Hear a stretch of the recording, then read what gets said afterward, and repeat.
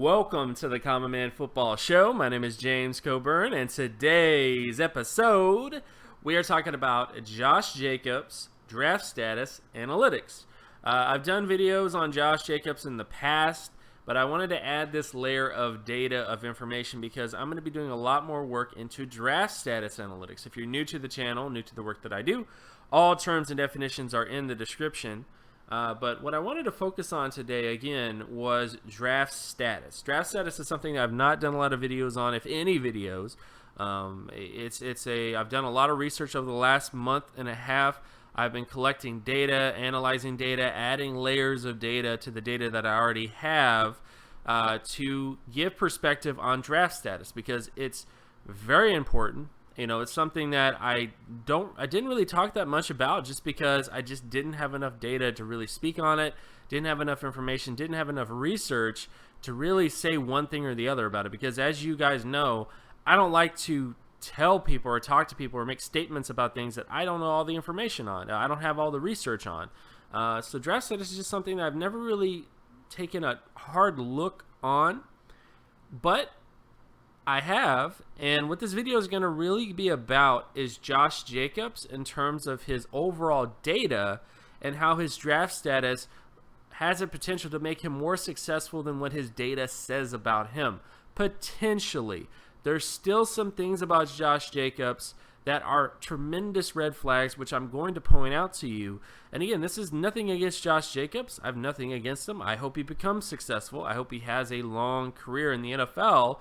But based on data, there are a lot of major red flags when it comes to Josh Jacobs that I think you need to understand in case he does fail, just from a percentage standpoint. So first off, let's look at draft status. And I'm not going to go over every single round, round 2, round 3, round 4, all that kind of stuff. I'm not going to focus on that type of thing, because I just want to focus on things related to Josh Jacobs in this video.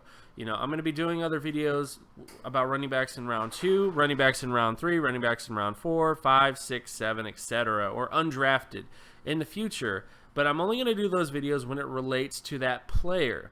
I'm not going to do a video that I'm going to talk about round 3 and 7 and 8 and 9, which there was round 9 and 10. Those rounds did exist when you go back long enough. But I'm just going to focus on round 1. So looking at round 1, when you are a running back that has a production score of 99 to 90 percentile, which basically if you grade a running back's production based on the data that I use, which is market share data, and if you want to know more about market share data, check the link, the description below, and it'll give you a brief sort of explanation. But if you judge production of a running back by their market share data, running backs that have a 99 to 90 percentile score in production, based on that criteria, have a 34% chance of becoming successful at the NFL level, meaning that 34% of all running backs that had a 99 to 90 percentile score went on to become long-term starters at the NFL level. 89 to 80 percentile have 16%, 79 to 70 have 12%, 69 to 60 have 7%, 59 to 50 have 8%, and 49 to 0 have 2%. So only 2% of running backs that were below average in college went on to become long-term starters at the NFL level. But when you're drafted in round 1, if you have a 90 to 90 percentile production score, you have a 52% success rate. 89 to 80 percentile, 41%. 79 to 70, 30%. 69 to 60, 25%. 59 to 50, 15%. And 49 to 0, 20%. A big reason in disparity between 59 to 50 and 49 to 0 is that's just kind of how the cookie crumbled. There was just kind of running backs. When you get to the 59 to 0 area, they kind of blend in together in terms of success rate. So in terms of running backs that were drafted in round 1. So that's the only sort of thing I would say, is that once you hit past the 69 to 60 area, the sort of success rate kind of remains the same when it comes to running backs drafted in round 1. And then, of course, here's another sort of chart to just give you kind of the percentages on it. So, you kind of have a general idea, maybe not a better visualization, but just another visualization sort of to give you an idea of the percentages based on draft status versus all rounds versus success percentage in round 1. When you go to Josh Jacobs, the biggest issue that I've harped on over and over and over again, and if you follow this video, if you don't like my videos, I'm fine with it. Josh Jacobs had a 15.50 market share production score. Did not hit the All-Pro threshold, 5-time Pro Bowl threshold, or 3-time Pro Bowl threshold. You know, those are basically the bottom-end production levels for a high-quality running back. Which, again, if you might say, well, it doesn't matter. He's going to be a starter. You know, he's not going to be high quality. He's just going to be a starter. Okay. All right. Calm down. If that's the case, you look at the averages. The average All-Pro score, the average Pro Bowl score, the average starter score, all those areas. 90 percentile, 75 percentile, 74 percentile for starters. Again, we're talking about long-term starters.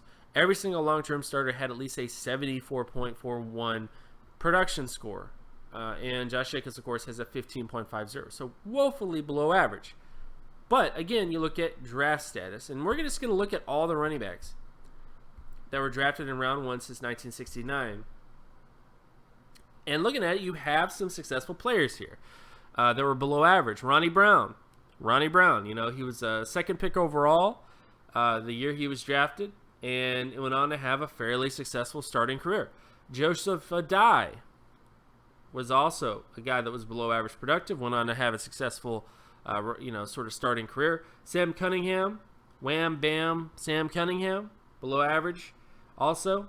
Went on to have a long-term starting career. Probably the most successful out of all these guys, Gerald Riggs, who, of course, was, drafted out of Arizona State in the 80s.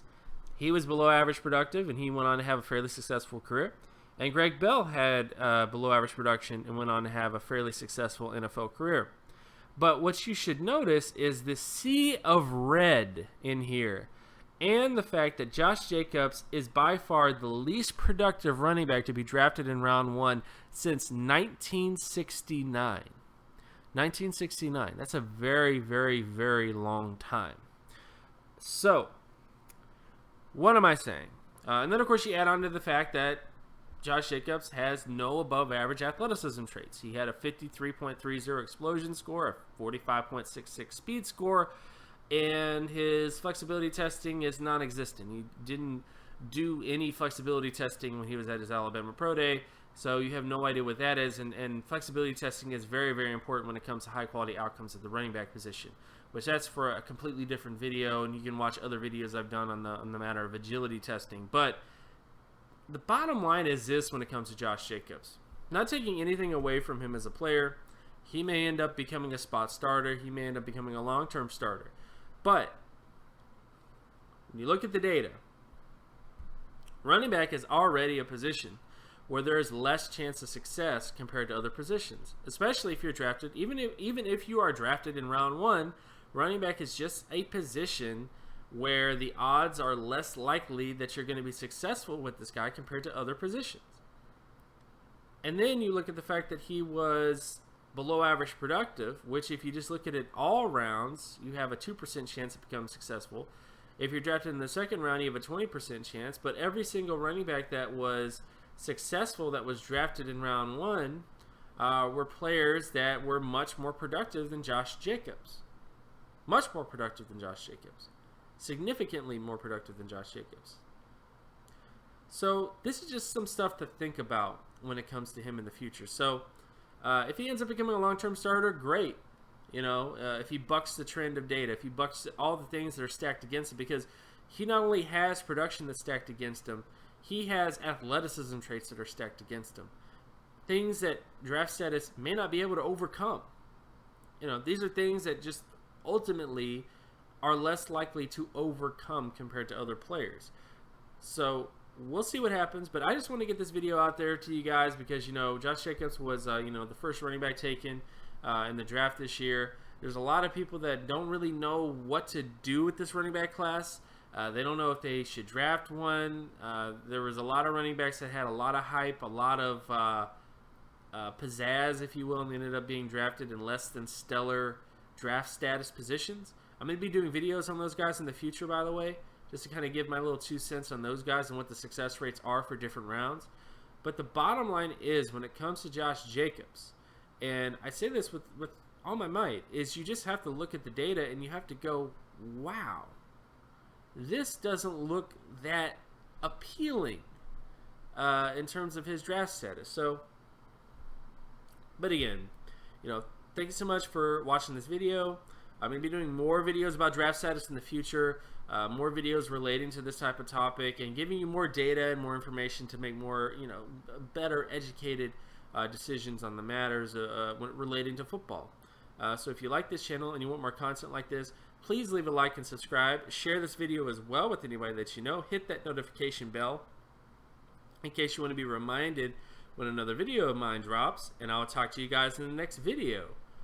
Peace.